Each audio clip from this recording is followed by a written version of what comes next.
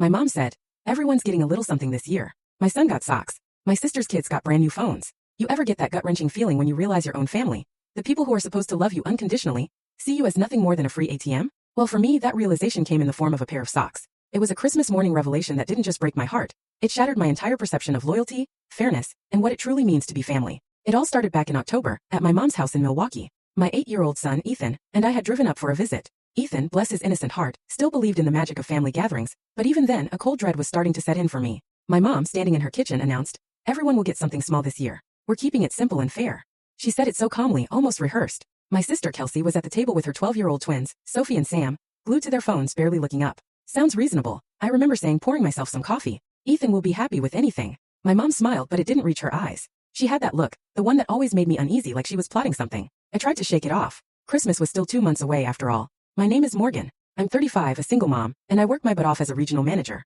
It's demanding, but it pays the bills and lets me provide for Ethan. His dad left 6 years ago, so it's always just been us. I've always prided myself on being independent. I don't ask my family for financial help. Never have. But I still show up for holidays, trying to keep those connections alive, even when they feel more like obligations. Suddenly, Kelsey looked up. "Mom, the kids really want the new phones for Christmas. You know, the ones with the good cameras."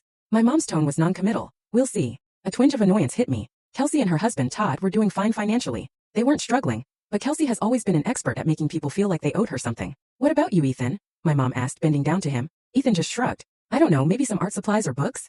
My mom patted his head, almost dismissively. "We'll figure something out." I watched her. How quickly she moved away from him. How her attention snapped back to Sophie and Sam. It wasn't the first time I'd noticed the stark difference in how she treated the kids.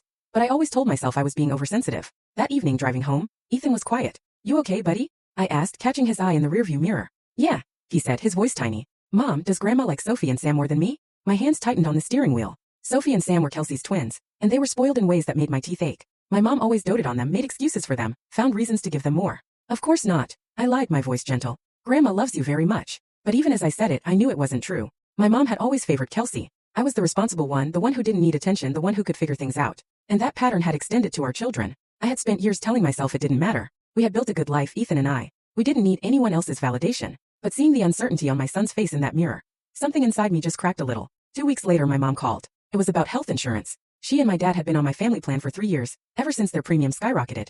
Full story on the channel. Link below. Click now and watch what happened next.